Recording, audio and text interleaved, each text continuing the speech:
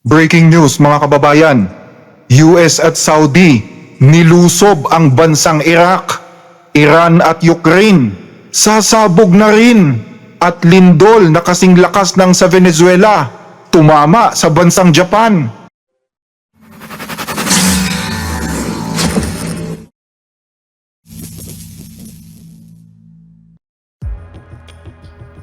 Matapos ang mahigit 2 araw na pananahimik ng mga nag-aaway na bansa sa Middle East, muli na namang nagbombahan ang Estados Unidos at ang Iran.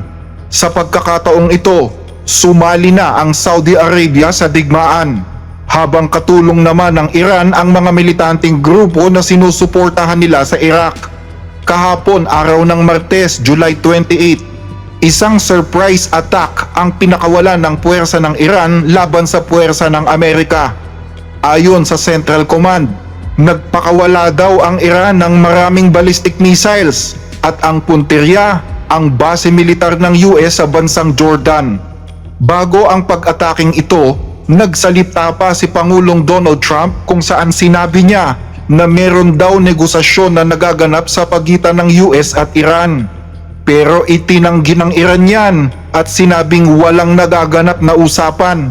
We hear that you're talking right now with leaders on Iran, but Iran has come out publicly and said we're not talking to the U.S. We're Well, going to they pause just as came long out as they're and said we paused. are talking a little while ago because. So could you tell me who you're talking to, Mr. President?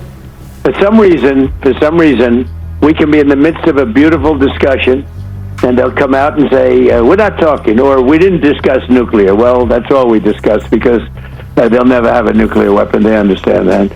If they don't make a deal, then I go back and I finish the job. But that's going to take them forever to rebuild. If I go back and finish up the job, as some people would like, with the bridges, with the very easy, I could take out most of their bridges in less than an hour. Less than an hour. But, you know, it takes them 10 years to build a bridge. Bridges take the longest, and power plants are second. I can knock out the power plants. Within one day, all of their power plants would be gone. And I let them know that, you know, with negotiations. I said, look, people want me to do that. Ilang oras lang matapos sabihin ito ni Trump, nag-ulat ang Central Command na bigla daw umatake ang Iran sa Jordan. Mabuti na lang at naharang lahat ng missile sa ere pa lang. Habang nagaganap ito, nasa White House noon si Israeli Prime Minister Benjamin Netanyahu at marami ang nagtaka dahil hindi pinapasok ang media para i-cover ang pag-uusap sa loob ng White House. Ayon sa ilang mga media, bihira daw mangyari ang ganito. Marami naman ang naniniwala na tsiniyempo ng Iran ang pag-atake habang nasa Washington si Netanyahu. Posibleng inunahan na daw ng Iran ang US at Israel bago pa sila unahan ng dalawang bansa. Ayon sa Central Command, bandang 5:45 ng hapon Eastern Time, nagpakawala ang Islamic Revolutionary Guard Corps ng maraming ballistic missiles mula sa Iran para gumawa ng isang surprise attack sa mga puwersang Amerikano sa Middle East. Lahat ng missile ng Iran ay matagumpay namang naharang, pero nasa high alert pa hanggang ngayon ang buong US forces. Base sa report, 4 na precision-guided ballistic missiles ang pinatama ng IRGC sa Muwafaq Salti Air Base sa Jordan para wasakin umano ang mga nakaparadang fighter jets. Pero matagumpay itong naharang ng US Army Patriot PAC-3 Air Defense Battery. Sa ngayon ay hindi pa daw gumaganti ang US sa pag-ataking ito, pero ayon sa state media ng Iran, nakarinig daw sila ng mga pagsabog sa West Azerbaijan na probinsya ng Iran. Nagbabala ang Iran na kapag gumanti ng malakas ang US, sasagutin daw nila ito ng ganting higit pa sa inaasahan.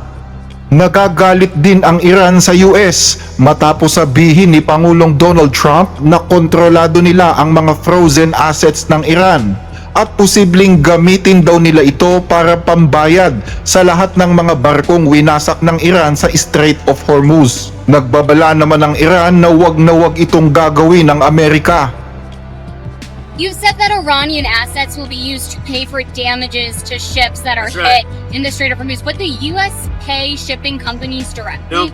No, we're going to use Iran's money to pay for the damage they did. other words, the Iran money that we control will be used to pay for damages. Sound good? Not bad, right? Pero mas nauna sa pag-atake ng Iran, meron ng isang joint aerial strike na ginagawa ang US at ang Saudi sa mga militanteng taga-suporta ng Iran sa Iraq. Sumali na kasi ang Saudi sa gera matapos mapabalitang inatake ng Iraq ng paulit-ulit ang mga oil facilities ng Saudi. Gumaganti lamang daw ang Saudi sa 2 araw na pag-ataking ginawa ng mga Iraqi rebels. Ilan sa mga inataking lugar sa Saudi ay ang mga oil facilities sa Eastern Province, sa Riyadh, at ganun din ang Abqaiq Oil Processing Facility na isa sa mga pinakamalaking facility sa buong mundo. Ayon sa Saudi, meron daw silang lehitimong karapatan para ipagtanggol ang kaharian at ang kanilang sarili. Alinsunod yan sa sinasabi ng Diyos nila na kapag may nag-violate sa kanila, gumanti sa paraang ayon sa kanilang ginawa. Kinundi na naman ng punong ministro ng Iraq ang ginawang pag-atake sa Saudi at sinabing hindi dapat gamitin ang kanyang bansa para sa pag-atake sa isang kaibigang bansa. Nag-alok na siya ng investigasyon sa tunay na nangyari, pero hindi na umano ipinagpatuloy ng Prime Minister ng Iraq ang nakatakda nitong pagbisita sa Saudi dahil sa nangyari. Sumagot naman ang mga militanteng grupo na taga-suporta ng Iran sa Iraq. Ayon sa kanila, imbento lang yan ng Saudi. Hindi daw totoo na inatake nila ang Saudi. Imbento lang daw ito ng Saudi para magkaroon daw ng dahilan na makaganti matapos bombahin ng mga Houthi sa Yemen ang kanilang mga facilities. Pagkatapos ng joint aerial strike ng Saudi at US laban sa mga rebelde sa Iraq, sinabi ng mga rebelding Popular Mobilization Forces na nasa 20 ang kumpirmadong nasawi sa kanilang hanay at meron pang 23 sugatan. Tinamaan ng mga pag-atake ng Saudi at US ang mga bayan ng Baghdad, Wasit, Nineveh, Basra, Kirkuk, Karbala at ang Diyala. Habang nagaganap ang pag-atake ng US at Saudi sa Iraq, isa namang oil tanker na pag-aari ng Saudi ang binomba ng grupong Houthi sa Red Sea. Sabi ng mga Houthi, bahagi daw yan ng blockade na ginagawa nila sa mga barkong Saudi na inanunsyo nila noong nakaraang linggo. Dahil sa mga pag-ataking ito, umaatras na tuloy ang mga barko na kailangang maglayag patawid sa Red Sea. Sinisiguro namin na mananatili ang naval blockade laban sa kaaway na Saudi bilang sagot sa kanilang pagsalakay at sa hindi makatarungang blockade na ipinataw nila sa loob ng 12 taon. Hindi kami mag-aatubiling palawakin ang aming mga operasyon at paigtingin pa ang aming mga hakbang batay sa mga mangyayari sa mga susunod na oras at araw. Dahil sa muling paglala ng gulo, muli na namang tumaas ang presyo ng langis sa pandaigdigang merkado. Tumaas ito ng 4% mula sa pinakahuling naitalang presyo nito. Pero kung muling bumalik ang pambobomba ng Iran sa mga karatig bansa nitong kaalyado ng US, naging matagumpay naman ang isang diplomatic meeting para pahupain ang tensyon sa pagitan ng Ukraine at Iran. Ayon kasi sa report ng New York Times, naghahanda na daw ang Iran na magpakawala ng ballistic missile sa isang pantalan na sakop ng Ukraine sa Black Sea. Inaasahan pa na lalagyan nila ito ng kaunting warhead bilang isang symbolic warning sa ginawang pambobomba ng Ukraine sa isang barkong Iranian sa Caspian Sea noong July 25 na ikinasawi ng isang Iranian sailor. Ayon sa Ukraine, sinadya nila ang pag-ataking yun dahil nagdadala daw ang mga Iranian ships ng mga supply para sa Russia. Nangako din si Ukrainian President Volodymyr Zelensky na magbibigay sila ng intel report sa US patungkol sa suportang ibinibigay ng Russia sa Iran. Isang bagay na hindi pa kumbinsido si Trump. Ayon sa kanya, kakausapin niya daw si Putin para malaman kung totoo ang akusasyon ni Zelensky. Zelensky says that Russia is giving Iran satellite imagery of U.S. bases in the Gulf to help them target. What can you do about that? Well, we'll find out if that's true. I'll ask Putin about it. We'll find out. Mr. President, Hasn't had much impact because we've knocked the hell out of them. What do you think? If that's the case, look, they gave Venezuela a lot of equipment. Kahapon, July 28, tinawagan ng Ukrainian Acting Foreign Minister na si Andrei Sybiha sa telepono si Iranian Foreign Minister Abbas Araghchi. Sinabi ng Ukrainian Foreign Minister kay Araghchi na ayaw ng Ukraine na lumala ang gulo. Sumagot naman si Araghchi at sinabing magbayad na lang daw ang Ukraine ng mga compensation sa damage na ginawa nila sa kanilang barko. Samantala, inaasahang dadating na sa Iran ang kauna-unahang delivery ng mga Chinese-made na portable air defense missile system sa loob ng mga susunod na ilang linggo. Bahagi ito ng pagsisikap ng Iran na muling palakasin ang kanilang depensa matapos ang ilang buwang labanan kontra sa Estados Unidos. Tinatayang nagkakahalaga ang deal na ito ng 60 hanggang 70 million US dollars. Kapag dumating ang mga armas, ito na ang magiging isa sa pinakamalalaking hakbang ng Iran upang palakasin ang kanilang limitadong air defense system mula nang sumiklab ang digmaan sa kanlurang Asya. Ipinakita kasi ng digmaang ito ang malaking kahinaan ng Tehran na protektahan ang mahahalagang base militar at strategic infrastructures nila dahil sa kakulangan ng air defense capabilities. Ayon pa sa mga sources, kabilang sa kontrata ng Iran at China ang 300 hanggang 400 man-portable air defense system na mas kilala din bilang MANPADS. Kabilang dito ang QW-12 at FN-16, mga Chinese-made na shoulder-fired na surface-to-air missile system. Ang MANPADS ay mga portable na air defense system na sapat ang gaan para dalhin at gamitin ng isang sundalo o 2 tao. Idinisenyo ang mga ito upang pabagsakin ang mga mabababang lumilipad na eroplano, helicopter at mga drones. Meron itong pinakamataas na saklaw na humigit kumulang 6 kilometers. Hindi naman nagkomento ang Iran tungkol sa kasunduang ito, habang ang China, mariin nilang sinasabi na hindi yan totoo. Pinabulaanan din ng Pakistan na sangkot sila sa pagpupuslit ng mga Chinese weapon papuntang Iran. Ayon sa China, walang basihan ang mga paratang na ito. Hindi rin daw totoo ang kasunduan at lalong hindi sila nagpapadala ng armas para sa Iran. Sa halip, ayon sa kanilang foreign ministry, wala daw tigil ang China sa pagganap sa papel na kanilang ginagampanan bilang tagapagsulong ng kapayapaan at kaagapay sa pagtatapos ng mga kaguluhan. Sa ibang balita, isang napakalakas na lindol na may sukat na 7.1 magnitude ang tumama sa timog kanlurang bahagi ng bansang Japan sa isla ng Kyushu na ikinasugat ng dose-dosenang katao at nagdulot ng matinding pinsala. Mapapanood ninyo ang kuha ng CCTV nang tumama ang lindol sa Kumamoto Prefecture. Umabot ito sa Shindo 7, ang pinakamataas na antas ng sariling sukatan ng Japan para sa mga lindol. Bagaman humupa na ang banta ng tsunami, unti-unting lumilitaw naman ang lawak ng pinsala. Makikita sa mga larawang ito na maraming tao ang naiipit sa loob ng isang shopping mall na nasira dahil sa lindol. Ayon sa mga saksi, nagkaroon daw ng pagsabog at makapal na usok na lumabas mula sa gusali. May mga ulat ding nagsasabi na gumuho ang ikalawang palapag ng mall. Makikita sa mga aerial footage ang tindi ng pagkasira nito. Pinangangambahan na marami pang tao ang naiipit sa loob ng mall, kaya agad na nagsagawa ng search and rescue operation ang mga emergency responders. Batay sa paunang ulat ng mga otoridad, mahigit 30 katao ang patuloy na hinahanap sa ilalim ng mga guho. Bukod dito, ilang gusali rin ang bumagsak at sumiklab pa ang mga sunog sa iba't ibang lugar. Ayon sa media ng Japan, hindi bababa sa 50 katao ang mga dinala sa ospital.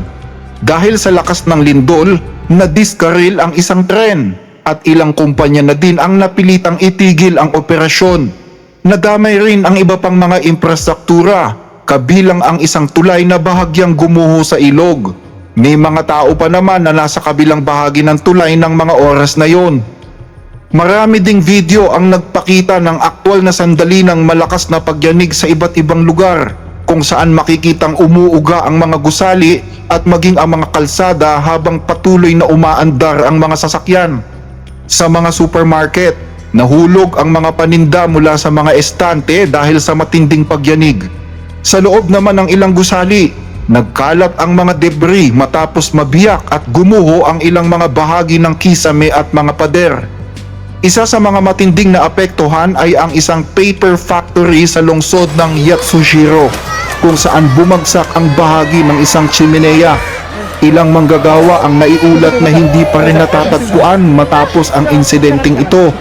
Nasira din ang ilang mga tulay at pangunahing kalsada, habang sumiklab naman ang sunog sa iba't ibang lugar kasunod ng ilang naitalang pagsabog. Isang bahagi rin ng pader ng makasaysayang Kumamoto Castle ang bumagsak dahil sa lakas ng lindol.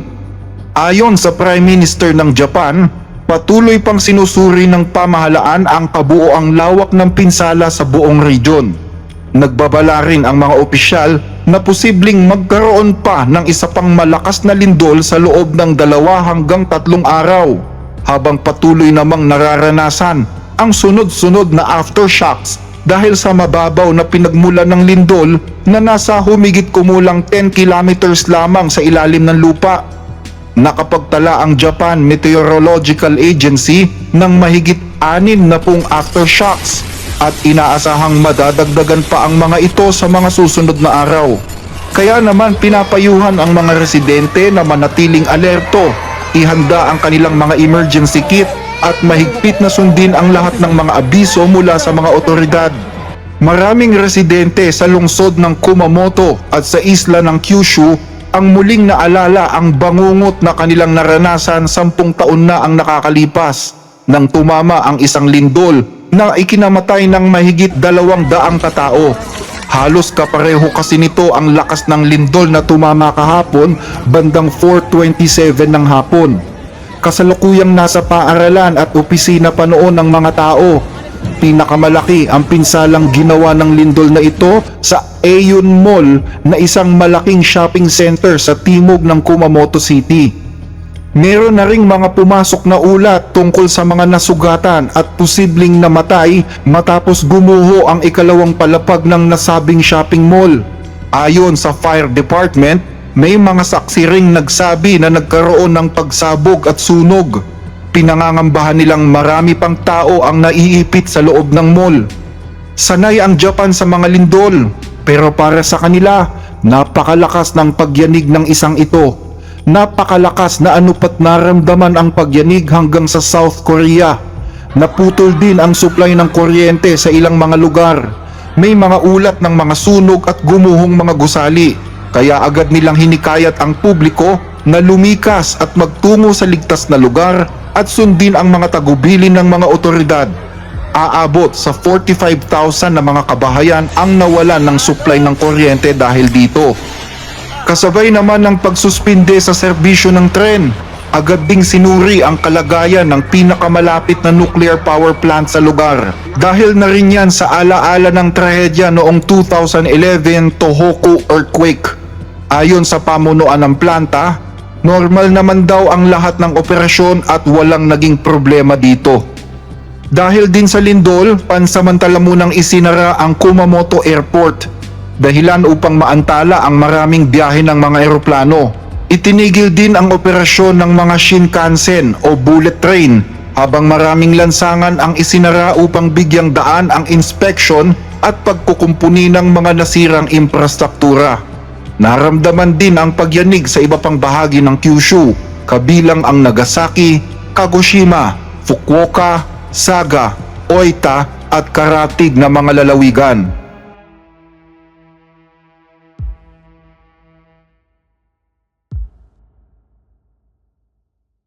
Kung nagugustuhan ninyo ang mga discussion na ito, paki-like at mag-subscribe po sa ating channel at i-click ang notification bell para lagi kayong updated. Malaking tulong po ito hindi lamang sa ating channel kundi pati sa ating mga kababayang nangangailangan na aming sinusuportahan. I-follow din po kami sa Facebook, The Blessed Reader. Para sa inyong mga tanong, concerns o suggestions, mag-message lamang po kayo. Maraming salamat.